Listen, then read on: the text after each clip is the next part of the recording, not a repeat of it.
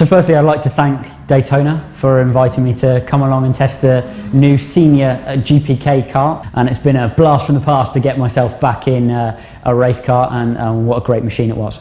The kart itself is incredibly powerful, 38 horsepower, which doesn't sound a lot in relation to a production car or a race car, but when you consider you're looking at only around 160 kilos and moving only a go-kart through the air rather than a car or a racing vehicle, it's a massive amount of power. The performance is just a frenzy of activity. There's no rest. What great training to move yourself on through motorsport.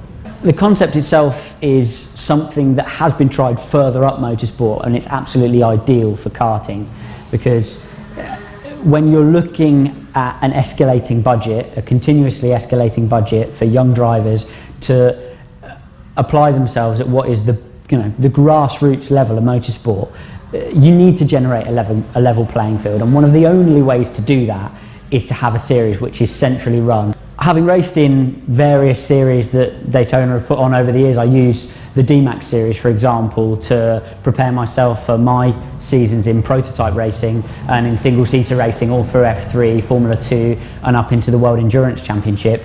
The series have always been well organised.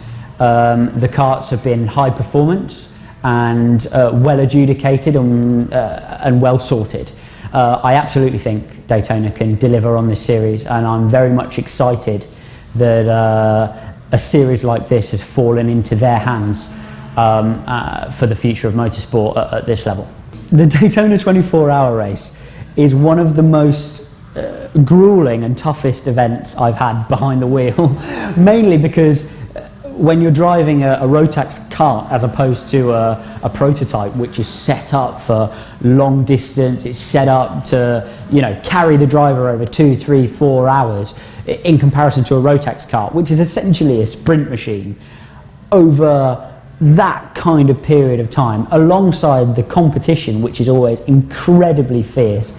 Teams prepare, test, do everything that Le Mans and Daytona and IMSA and World Endurance Championships teams do, but for what is essentially a 24-hour kart race, the level has just escalated to such fantastic proportion. I love doing it. I bring a group of friends along every year. Well, I say friends, all pro racing drivers wanting to do 24-hour races all year long, and we all end up groaning the next day and all screaming to have another go next year. The professionalism of the company has grown and grown and grown, and even at the beginning, I think everybody involved that incidentally have stayed very much with the company over years knew the level that is required to run fair and competitive series.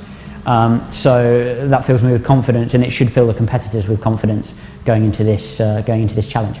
For some, it's the start of their motorsport journey. For some, they're looking to progress to the next level in cars.